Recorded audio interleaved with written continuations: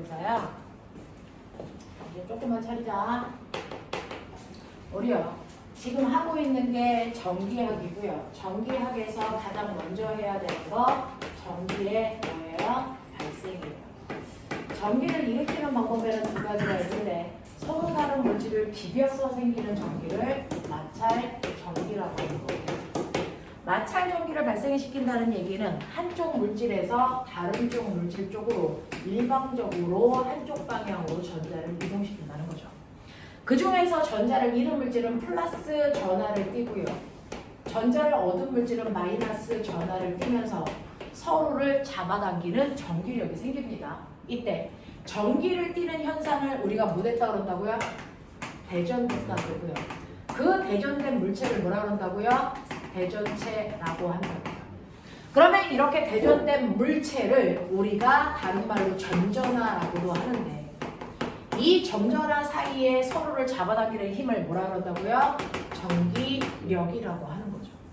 서로를 잡아당기는 힘을 우리는 전기력이라고 해서 전전하 사이에 실제 서로를 잡아당기는 전기력 어떻게 구했다고요? F는 R제곱분의 크로 계산할 수 있다. 근데 이렇게 되면 실제 전하 중에 하나의 전하의 전기적 세기가 바뀐다면 그때그때마다 전기력을 새롭게 부여해야 되는 불편함이 있어. 그 불편함을 해결하기 위해서 한쪽의 전하를 기준 전하 얼마로 바꿔놓는다? 플러스 1쿨롱으로 바꿔놓는 거. 그래서 기준 전하와 서로 주고받는 힘의 크기를 우리는 뭐라고 해서 구할 수 있다? 전기장의 세기라고 해서 구한다. 맞죠? 그 전기장의 세기를 구하는 방법이 뭐다? R제곱분의 똑같이 크크크인데 하나가 1이니까 곱할 필요가 없어서 크크로 계산하면 된다.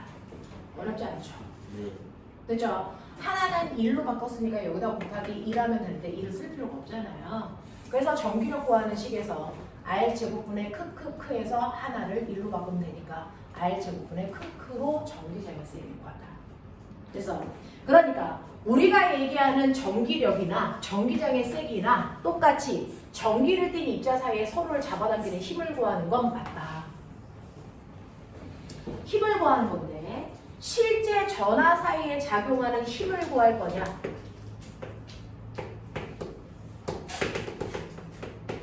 아니면 됐어. 하나는 실제 전하고 하나는 표준 전하로 바꿔놓고 힘을 구할 거냐?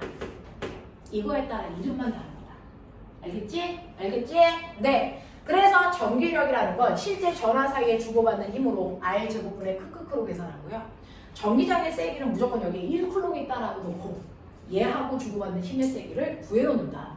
그래놓고 여기가 1쿨롱이 아니고 Q쿨롱이면 됐어. 전기장의 세기를 구해서 거기다가 Q쿨롱만큼만 곱하시면 실제 뭐가 나온다? 전기력이 나온다. 이해되겠어요? 네. 그래서 여러분들 요거 두 개 사이의 관계가 요겁니다. 이걸 우리가 뭐라 그래요? Q, 력, 쿨롱력. 아까 얘기했잖아요. 그것처럼 전기장의 세기와 전기력 사이의 관계를 쿨롱력 그냥 이렇게 읽어버리세요. 이렇게 구하시면 전기력의 세기를 실제로 구할 수 있다. 됐냐?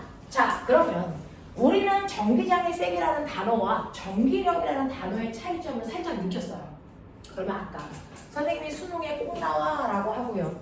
아까 수능 문제에서 물리 1에서도 똑같은 문제가 나왔는데 요거 설명하고 풀려고 안 했었어요. 뭐가 있냐면 요거 있어요. 한번 생각해봐.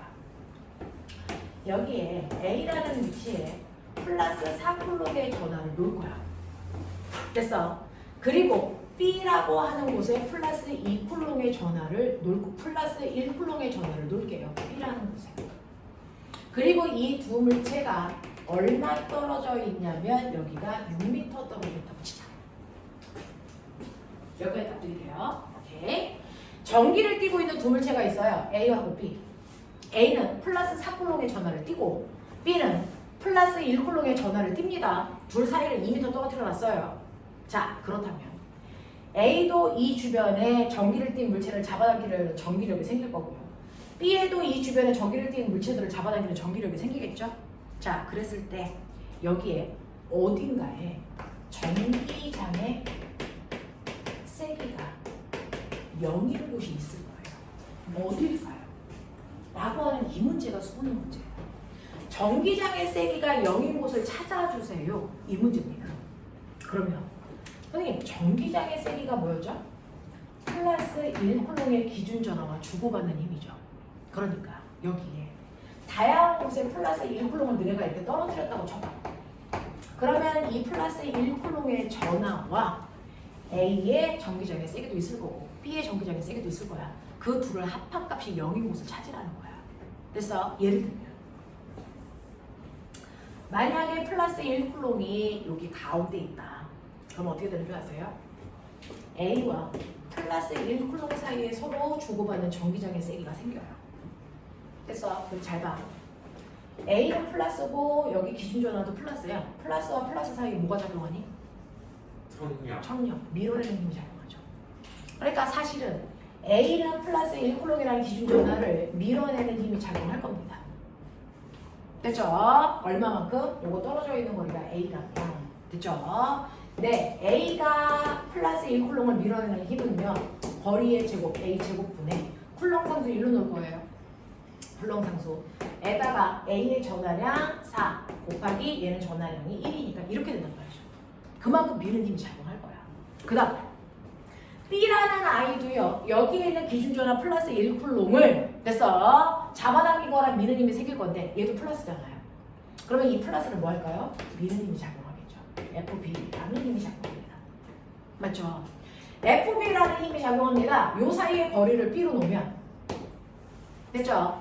자, B하고 1쿨롱 사이에 작용하는 전기력은요. 됐죠? 얼마만큼 생기냐면 B의 제곱분에 쿨롱 상수 K에다가 곱하기 얼마입니까?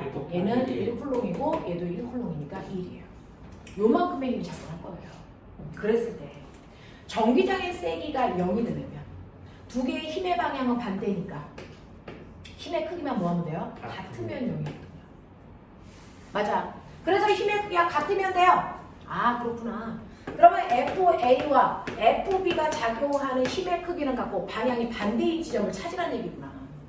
근데 얘는요. A 제곱분의 쿨롱 상수 곱하기 4 곱하기 1이었고 얘는 B 제곱분의 쿨롱 상수 곱하기 1 곱하기 1이었으니 위에 거 눈치 빨리 채세요. K가 똑같으니까 의미가 없어서 선생님 맨날 1 주고 있는 거예요. 그러면 위에 분자가 몇 대 몇이니? 4대 1. 그럼 이때 분모도 A제곱 대 B제곱의 B가 몇 대 몇 나오면 되니? 4대 1 나오면 돼. 납득이 돼요? 계산하라는 게 아니에요.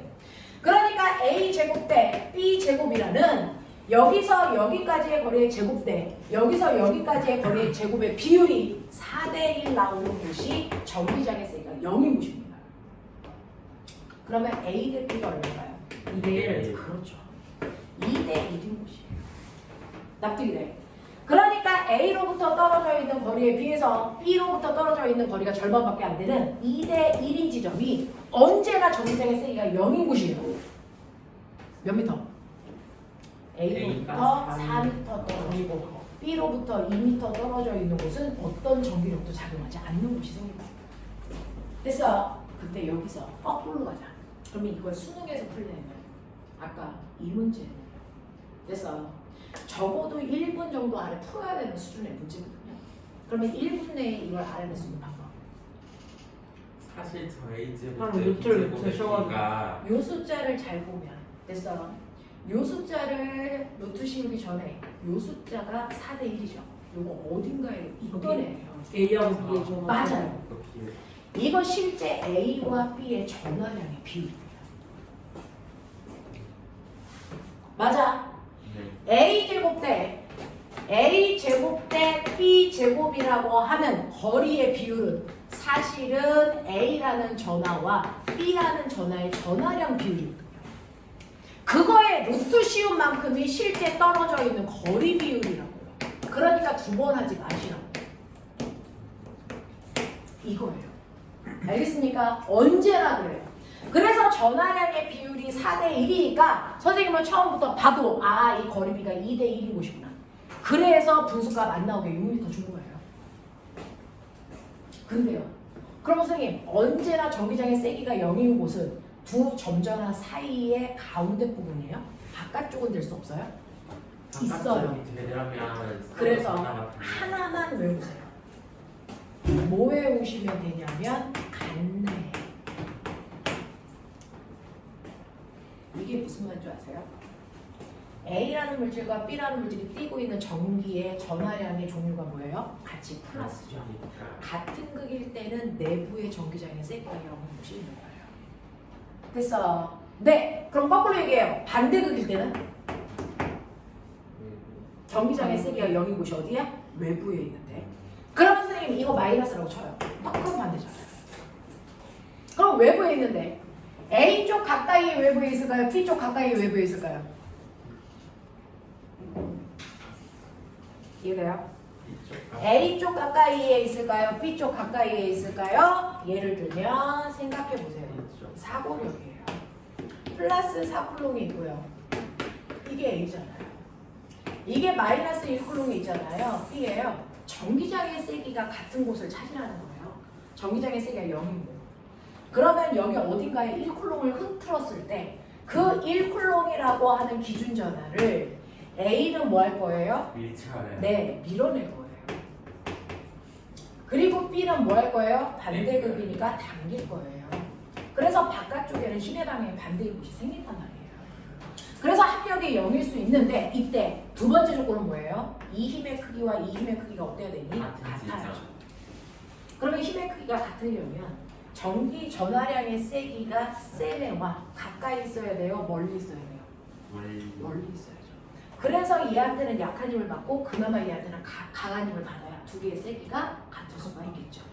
무슨 말인지 알겠어요? 그래서 항상 전기장의 세기가 0인 곳은 같은 극일 때는 내부에 있고 반대 극일 때는 바깥쪽에 있는데 그중 전하량의 세기가 약한 애 가까이에 바깥쪽에 있다.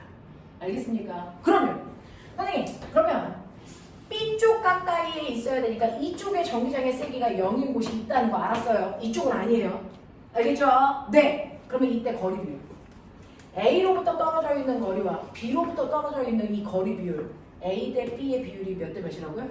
공식가 바뀌었으니 2대1. 그렇죠. 전하량의 루트 쉬운 값이야. 그게 바깥쪽이든 안쪽이든 상관이 없어. 알겠어? 언제나 2대 1. 얘네들의 전하량의 루트 쉬운 값이 떨어져 있는 거리비입니다. 납득이 됩니까? 이렇게 돼요. 그러니 요 거리가 2m라고 쳐요. 요 거리는 얼마면 되겠어요? 4m이면 되니까 얘 사이의 거리가 2m라는 뜻이겠죠. 이런 것들이 막 나와요. 알겠어? 이런 식으로요. 여러분들은 첫 번째 어떤 물질에 전기를 띠게 한다. 전기를 띈 물질 사이에는 서로를 밀거나 당기는 전기력이라는 게 작용한다. 그 전기력을 실제로 구하는 방법은 R제곱분의 크크큰데 이게 불편할 수 있으니까 기준 전하라는 플러스 1쿨롱의 전하와 주고받는 힘의 세기를 구한다. 플러스 1쿨롱의 전하와 주고받는 힘의 세기는 전기력이라고 하면 헷갈리니까 이걸 다른 이름으로 뭐라고 부른다? 전기장의 세기라고 한다. 그 전기장의 세기는 하나는 1이니까 요거 곱할 필요 없어서 얘만 생략하면 된다. R제곱분의 크크다. 됐어? 그래서 전기장의 세기를 구하면 그 전기장의 세기에다가 이제 1쿨롱이 아니고 10쿨롱을 놓으면 10배 하면 되잖아. 실제 전하량 곱한 만큼이 실제 전기력이 된다. 그래서 우리 쿨롱력이라고 외우는 거다. 하겠어요? 이렇게 된다. 그래서 전기장의 세기라고 하는 전기장이라는 단어만 나오면 무조건 거기에 1쿨롱을 놨다라는 뜻이다. 알겠습니까? 네. 이렇게 놓고 전기적인 현상들을 설명하면 된다. 이게 첫 번째예요. 그럼 두 번째. 선생님, 비비지 않고 전기 만들어 보세요. 빨리 대전체 만들어야 되는데. 전기를 만드는 방법에 비벼서 전기를 만드는 방법도 있지만 비비지 않고 전기를 띄게 하는 방법이 있어요.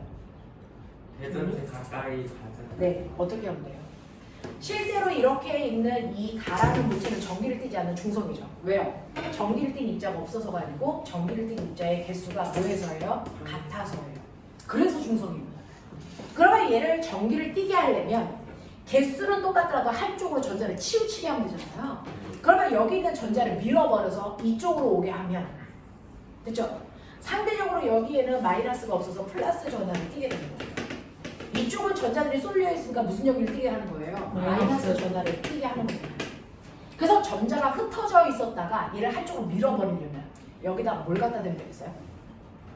마이너스 극을 띤 물체. 멋진 말. 뭐? 대전체. 대전체를 갖다 대면 그 마이너스에서 여기에 흩어져 있던 전자들이 밀리겠죠? 그래서 전자가 한쪽으로 쏠리겠죠? 이렇게 되면 중성이었던 물체가 전기를 띠게 됩니다. 이거 중학교 2학년 때 배웠어요. 이거 뭐라 해요? 전기를 띈 물체를 갖다 대서 그래서 네, 전기를 띠지 않았던 물체를 전기를 띠게 하는 현상. 이거를 마찰전기라고 안 하잖아요. 이거 뭐라 해요? 정전기 유도. 네, 이거를 정전기 유도. 기억나요? 중학교 2학년 때 배웠던 정전기 유도라는 건 사실은 중성인 물체한테 전기를 띤 물체를 근처에 갖다 댑니다. 그러면 이 전기를 띤 물체 때문에 전자가 인력이나 척력을 받아서 한쪽으로 밀려갑니다. 그래서 전기를 띠게 하는 현상을 우리가 정전기 유도라고 하는데요. 이 정전기 유도가 일어날 때 두 가지가 있어요. 나 금속이야. 나 비금속. 뭐가 달라? 금속과 비금속의 차이점. 전자들이 잘 움직이냐 모르는지. 네. 금속이라는 건 자유롭게 움직이는 자유전자가 엄청나게 많다는 거죠. 비금속은 자유전자가 거의 존재하지 않는다는 거예요. 그걸 얘기하는 거예요. 그러면 내가 이렇게 금속 막대기가 있으면 자유롭게 움직일 수 있는 자유전자들이 정말 자유롭게 막 움직이면서 개수가 똑같아 중성인 상태를 유지하는 게 이게 철과 같은 금속들이에요. 그러면 여기다가 전기를 띤 물체를 근처에 갖다 대면 그래서 이 자유롭게 움직이던 아이가 여기에 있는 마이너스 전하를 띤 물체 때문에 전자들이 밀려서 한쪽으로 쏠려가요. 그래서 얘네들이 이쪽으로 쏠림 현상이 생기니까. 그래서 대전체와 가까이 있는 쪽은 무조건 반대의 극을 띨 거고요. 대전체와 멀리 있는 애는 무조건 같은 극으로 전기가 유도됩니다. 이걸 정전기 유도라고 하는 거예요. 그래서 전자가 쏠리는 현상 때문에 생기는 거. 근데 나는 철이 아니에요. 나는 비금속인 유리예요. 비금속들은 어떤 일이 발생하냐면 중성인 건 똑같은데 자유전자가 없어요. 자유전자가 없다는 얘기는 뭐냐면 원자 핵에 묶여있는 전자가 꼈다는 거죠. 묶여있는 전자들밖에 없어요. 그럼 묶여있는 전자들은요. 전자들이 자유롭게 여기 있던 애가 이렇게 묶어요. 그래서 그 안에서 그냥 뺑글뺑글만 도는 거죠.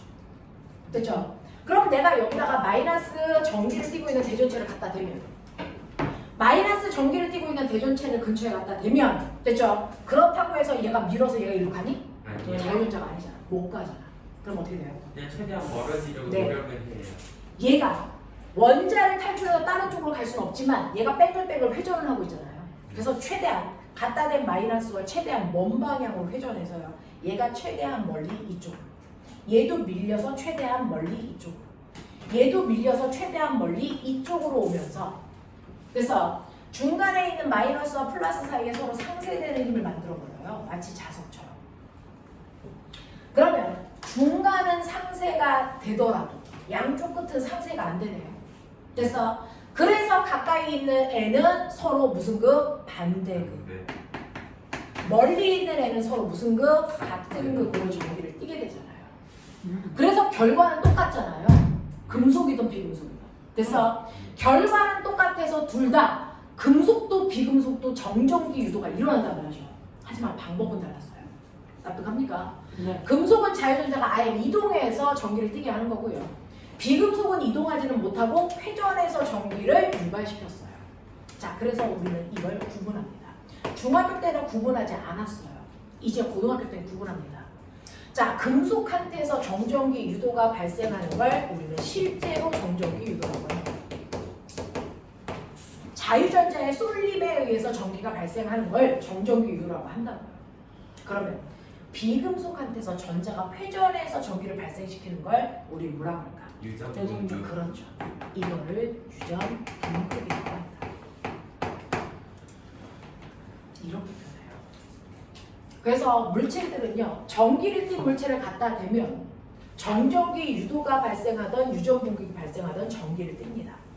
그 중에서 유전 분극이라고 하는 건 전자들의 회전에 의해서 일어나는 전기적 현상, 유전분비라고 하고요. 큰 틀에서 그냥 얘를 묶어서 정전기 유도가 일어났어 라고 하지만 실제로는 금속한테서 일어나는 게 정전기 유도고요. 비금속한테서 일어나는 건 유전분비입니다.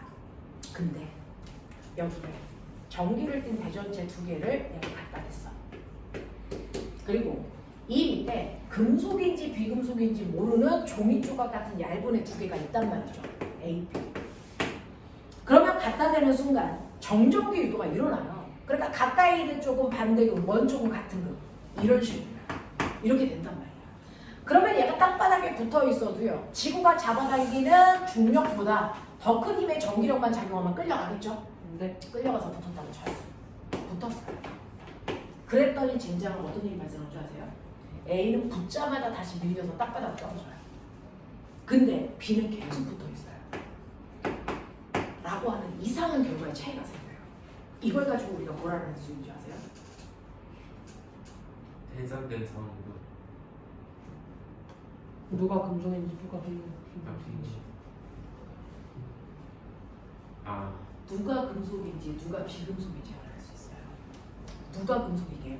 A, A일까요? B일까요? A요. A가 금속이에요. 다시 밀려나간 A가 금속이고요. 계속 붙어있는 B가 비금속이에요. 왜냐면 자 A라고 하는 아이인 금속이 붙어서요. 이쪽이 플러스고 이쪽이 마이너스가 되는 순간 자유전자들이 와서 얘를 뭐 해줍니까? 자꾸 플러스니까 끌려와서 어떻게 됩니까? 같이 전차가 마이너스가 될 때까지 끌려와요. 그래서 같은 극이 돼서 청력 때문에 밀려나간 거예요. 그래서 땅바닥에 떨어지는 거예요. 근데 비금속을 갖다 붙이면 어떻게 되냐면 얘는 정전기 유도가 있어서 자기도 자유전자가 없지만 자유전자가 건너오는 걸 막아버려요. 그래서 가까운 쪽은 플러스, 먼 쪽은 마이너스라서 이 전자가 이리로 오고 싶지만 못 오게 막아버리는 거예요. 그대로 뿔말을 유지하는 거예요. 그래서 계속 서로를 잡아당기는 인력만 작용해서 붙어있는 거예요. 알겠어? 그래서 금속인지 비금속인지는 붙여봤을 때 이물체가 그대로 붙어있느냐 아니면 밀려나가느냐로 확인할 수 있다. 이해돼요? 하시겠어요? 네, 이게 바로 정전기 유도고요. 이 정전기 유도를 이용해서 만든 대표적인 도구 중학교 때 배웠어요. 이게 원시다. 뭐죠? 그렇죠. 그게 바로 검정기. 오, 그래도 배운 거 있어. 기억나? 됐어. 정전기 유도 현상을 이용해서 만든 대표적인 도구가 검정기인데요. 검정기는 어떻게 생겼냐면 이렇게 생겼죠. 신기하죠? 지금 배우고 있는 모든 내용들이 고3 때 배우는 루트 내용이고요. 여러분들이 특목고를 가면 고등학교 2학년 때 배울 거고요. 그래서 특목고에서 통합과학 잘 안 해요. 1년을 배우지 않고 반년 동안 해치고 알아보는 거예요. 그래서 머릿속에 잘 들어보시면 되는데 이 아이의 이름이 검정기인데요. 얘는 이 부분이 금속으로 되어 있고 여기가 금속으로 되어 있어요. 얘가 잘 서 있을 수 있게끔 비금속인 유리통을 통해서 그냥 세워놓은 건데 유리통은 아무 역할도 안 합니다. 그래서 이 자체를 검정기라고 부르고 그 중에서 금속으로 되어 있는 이 부분에 이름이 있어요. 불러. 얘 이름 있어. 금속판. 그렇죠. 오, 생각났어. 얘 이름 뭐야? 금속 막대. 금속 막대 같은 소리하고 하는데 금속 박스야. 이렇게 부르죠. 자, 금속판과 금속박으로 되어 있는데 준범아, 이건 이제 중학교 2학년 때 막바로 중간고사 시험범위예요. 정신 차리세요. 그렇구나. 자, 맨 처음에 꺼내요. 맨 처음에 꺼냈을 때는 얘네들은 전기를 띠고 있지 않는 둘 다 무슨 상태? 중성인 상태거든요. 근데 얘가 검정기로서의 역할을 하려면 얘네들이 전기를 띠게 해야 돼요. 그것도 어떤 전기? 어떻게 전기를 띠게 해야 검정기로서 역할을 하니? 라는 검정기라는 이름의 뜻이 뭔지 아세요? 전기적 현상을 검사해주는 도구다. 그 뜻이거든요. 누군가 전기를 띈 애를 이 근처에 갖다 댔을 때 얘가 무슨 전기를 띄었는지 얼마나 센지를 얘네가 검사해 주는 거예요. 그걸 하기 위해서 검정기는 전기를 띄어야 됩니다. 근데 맨 처음에 꺼내면 전기를 둘 다 안 띈 중성 상태예요. 그럼 전기를 띄게 해야죠? 띄게 해야죠? 그것도 어떻게? 위아래가 무조건 같은 극의 전기를 띄어야 검정기의 역할을 합니다. 그러면 저는 첫 번째 전기를 띄게 하기 위해서 어떻게 했었죠? 전기를 학교를 다녔잖니. 전기를 띠게 하기 위해서 우리가 어떻게 썼죠? 저걸 갖다 대요. 첫 번째, 여기에다가 전기를 띈 물체를 근처에 갖다 대는 일을 먼저 합니다. 됐어요? 네. 그래서 첫 번째 여기에다가 내가 전기를 띈 물체인 대전체를 근처에 갖다 댄다. 그게 마이너스든 플러스든 상관이 없는데 대전체를 갖다가 댔다고 쳐요. 그럼 이때 정전기 유도가 일어나죠. 가까운 쪽은 무슨 급?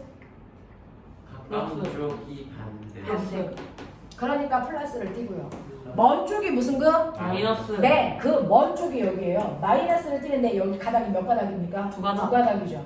그러면 얘하고 얘 사이에 뭐가 작용합니까? 청력. 그래서 다리가 벌어지는 거예요. 와. 알겠어? 그러라고 두 가닥으로 만든 거야. 연락 머리 좋은 사람들이에요. 자, 그래서 첫 번째 플러스를 마이너스를 띄고 있는 대전체를 갖다 대면 이때 금속판은 가까이 있으니까 플러스 급, 금속박은 멀리 있으니까 마이너스 극을 띄면서 얘는 다리가 벌어져요.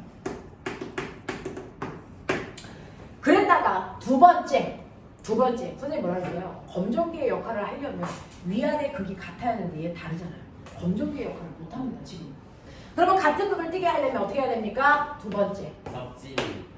얘한테 그래서 손가락을 갖다가 붙여요. 금속판에다가.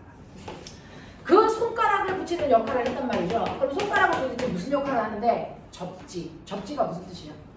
지구랑 연결시키는. 지구랑 연결시켜서 뭐 하겠다는 거야? 결론 중성 만든다는 거야. 접지라고 하는 건 무조건 중성 만든다는 얘기인데 누구를 라고 하면 이렇게 사람이 손가락을 이렇게 대고요. 이 사람이 지구를 밟고 서 있잖아요. 그러면 이 지구는 무한대의 자유존재를 가지고 있어요. 그래서 중성이 될 때까지 자유존재를 더 넣어줄 수도 있고 뺄 수도 있는 역할을 한단 말이죠. 네. 그랬을 때 이 손가락은 누구를 중성으로 만드냐면 금속방만. 손가락을 갖다 대면 언제나 손가락은 금속박을 뭐 시킨다? 중성으로 만드는 역할을 한다는 거야. 금속박만 중성으로 만들어요. 그럼 금속박을 중성으로 만들려면 여기 남아도는 전자들 있죠? 이거 뭐합니까? 지구로 끌고 가요. 언제까지? 중성이 될 때까지. 그래서 얘가 중성이 된다? 그러면 전기력 생기니 안 생기니? 안 생겨요. 다리가 다시 붙어버려요. 그러면 얘는요? 얘 플러스 띄고 있었잖아요. 얘 중성 돼요 안 돼요? 안 돼요. 얘는 안 돼요. 왜요? 계속 여기에 있는 마이너스가 여기 있는 플러스를 잡고 있거든요. 그래서 전자가 이리로 들어오려고 그러면 오지마. 그래서 얘가 청력을 밀어버리거든요. 그래서 얘는 항상 그 상태에 그걸 유지합니다. 손가락 갖다 대도. 알겠어? 그래서 손가락을 갖다 대도 금속판은 원래 띄고 있는 그걸 그대로 유지하고요. 금속방만 언제나 중성으로 바꿔요. 얘가 무슨 극이어도 상관없어요. 됐죠? 그랬다가 어떻게 하는 줄 아세요? 세 번째 단계. 세 번째는 손가락과 대전체를 동시에 뭐합니까? 치워버려요. 손가락도 치우고 대전체도 동시에 치워버린다고요. 그러면 어떤 일이 발생할까요? 벌어져. 위쪽은 플러스가 드글드글하고요. 아래쪽은 전기를 안 띈 중성 상태였는데 됐죠? 내가 대전체도 치우고 손가락도 치우는 순간 사실은 여기 드글드글한 플러스끼리 서로 좋아하니 싫어하니? 싫어하죠. 그러니까 얘가 만약에 플러스 시클록이면 붙어있지마 절로 가! 그래도 여기에 있던 마이너스가 잡아당기는 힘 때문에 얘네가 갈 수가 없었단 말이죠. 그랬다가 얘를 치우면 이제 절로 가자. 그래서 어떻게 합니까? 얘네가 다 가요? 아니죠. 반반씩 가요. 그러니까 반인 플러스 5콜롱 그대로 남아있고 플러스 5콜롱이 내려와서 여기 흩어지는 거예요. 그래서 여기 플러스 띄는 거예요. 됐어. 이렇게 되면서 같은 걸 띄니까 다시 벌어지겠죠. 네. 됐죠? 그래서 손가락을 치우는 순간 위에 있는 전기가 밑으로 내려와 흩어지는 현상이 생겨요. 그래서 얘도 플러스, 얘도 플러스. 알겠습니까? 이렇게 해서 위아래가 같은 극을 띄게끔 만든다. 이게 바로 됐죠? 검정기의 역할을 하기 위해서 여러분들이 해야 되는 세 가지 단계예요. 그러면 이런 식으로 검정기가요. 위아래 같은 플러스를 띄고 있다고 치자. 그러면 이제 내가 검정기로서 역할을 할게요. 서로 다른 물질을 비비며 전기를 띈다 그랬죠. 그래서 선생님이요. 옷에다가 막 숟가락을 비볐어요. 그러면 당연히 숟가락하고 옷은 서로 다른 물질이니까 전기를 띄었겠죠. 그러면 내가 비빈 이 숟가락이 정말 전기 띄었어? 라고 하는 첫 번째 대전 유무화. 맞아. 대전 유무화. 전기를 띄었으면 너 무슨 극이야? 라고 하는 전하의 종류화. 그럼 내가 요번에는 숟가락이 아니고 젓가락을 비볐는데 젓가락과 숟가락 중에 누가 더 전기가 세? 라고 하는 전하의 세기를 뭐 할 수 있니? 비교하는 이 세 가지의 역할을 할 수 있는 게 검정기예요. 그러려면 위아래 극이 무조건 같아야 돼요. 자, 그래서 갖다 댔는데 신기해요. 얘를 갖다 대는 순간 다리가 더 벌어졌어요. 이 다리가. 얘 무슨 극일까요? 아, 예. 응? 숟가락을 갖다 대더니 플러스. 갑자기 다리가 더 벌어져. 우와 이렇게. 플러스 극이에요. 네. 얘는 무슨 극이냐면 플러스 극이라서요. 플러스가 플러스 전원을 밀어요. 그래서 여기도 내가 밀려나옵니다. 그러면 여기 플러스의 세기가 더 세지니까 청력이 더 세지겠죠? 그래서 밀리는 거예요. 그래서 얘가 만약에 검정기와 같은 극을 띠고 있는 애를 갖다 댔다면 다리는 더 벌어집니다. 근데 반대극을 띠고 있는 다리는 거꾸로 오므라들어요. 그래서 다리가 더 벌어지냐 오므라드냐를 통해서 무슨 극인지를 확인할 수 있는 거예요. 그래서 만약에 전기를 안 켰으면 안 움직여요. 그대로 그냥 있어요. 됐죠? 이렇게 된다고요. 자, 그러면 다리에 벌어지는 방향을 통해서 극을 할 수 있고 안 움직이면 전기를 안 켰구나. 대전유무도 확인할 수 있죠. 됐죠? 근데 숟가락을 갖다 대니까 더 벌어졌는데요. 처음보다 플러스 1cm만큼 더 벌어졌어요. 근데 젓가락을 갖다 대는데 오므라들었는데요. 오므라들 때는 마이너스 2cm만큼 오므라들었어요. 그럼 숟가락이 세요? 젓가락이 세요? 숟가락이 세요? 젓가락이 세요? 라고 하는 건 움직인 거리. 그러니까 젓가락이 더 세죠. 그것도 비교할 수 있어요. 됐죠? 이런 식으로요. 전기를 띠게 하는 방법에는 두 가지가 있어요. 서로 다른 물질을 비벼서 전기를 띠게 하는 마찰 전기가 있고 비비지 않고 전기를 띠게 하는 정전기 유도가 있는데 어떤 방법을 쓰더라도 됐어. 그 방법은 물질 속에 있는 전자를 모시켜 이동시켜 중성을 깨게 하는 방법입니다. 이해합니까? 이해합니까? 이렇게 됩니다. 중성을 깨서 전기를 띠게 하는 방법으로 우리는 전기를 발생시킨다. 이때 이동하는 건 가벼운 전자가 이동하는 거다. 무거운 원자에게 움직일 수 없다. 알겠습니까? 이렇게 되는 거예요. 자, 잠깐만 끌어봐 드릴게요. 되겠죠? 5분 안에부터 5분 안에 잠깐만 움직였다가 그래서 네, 전기 에너지 들어갈게요.